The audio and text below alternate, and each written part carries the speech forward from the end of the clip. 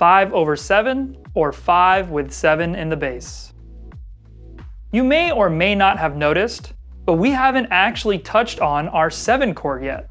Even though the shape might look like others you've already played, that doesn't signify its importance in what we call the harmonized major scale. Fun fact, the harmonized major scale is just a fancy word for using all the notes in our major scale systematically in order to create all the major, minor, and slash chords you've been playing throughout this course. So, without our slash chord being used here in this situation for our 7 chord, our traditional 7 chord would sound something like this.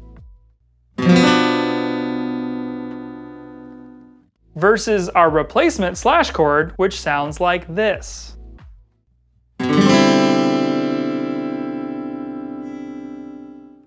Sounds a lot better, right? I couldn't agree more.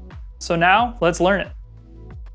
5/7 chord, 5th string shape. Now as we play this 5/7 slash chord, it's going to look almost identical to the 2 chord and the 3 chord that we played previously on the 5th string root, but we're going to play it all the way down on the 4th fret with our 3rd finger and on the 5th string, and the 1st finger, 2nd fret on the 4th string.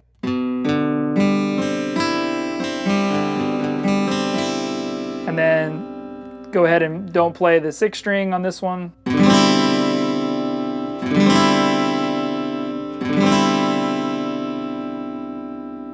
And that's it. 5/7 chord, 6th string shape. Now to get to our last but not least chord shape in our program, and that's the 6th string root 7 chord. We'll be using our trusted 5/7 inversion and be playing this on the 7th fret where we have our B root note. This is also the most unique chord on our 6th string, but don't worry, that doesn't mean it'll be difficult by any means. It will still only be 2 notes, but instead of them being a fret apart, they will actually be on the same fret, just on 2 different strings. Those strings will be the 6th and the 4th strings, and the fret will be the 7th fret. Last chord shape, baby, here we go! Last but not least, we have the 5/7 chord, but on the 6th string root, and it's basically the most unique of all the chords, I would say, because what you're going to do is instead of using like the 5 chord shape or using the 4 chord shape, we're actually going to do a different one, which is going to be, I'm going to say, do our 2nd finger on the 7th fret, and then instead of having our 1st finger come down, we're actually going to have our 3rd finger come on the same 7th fret, but it's going to be on the 4th string. And then we're going to mute this 5th string right here with just the fat of our 2nd finger. And then play all the other notes open. Can arpeggiate it just to make sure. You're muting that, you're playing these ones. And just so you know, the reason why we're doing our 2nd and our 3rd here instead of, let's say, 1 and 2 is essentially so when we come up to like a C chord,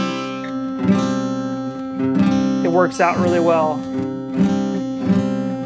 A lot of the chords that we play, the reason why we play them the way we do is because you're always thinking of transitioning. You're always thinking of, okay, where am I going to be in the next chord, the next bar, the next part?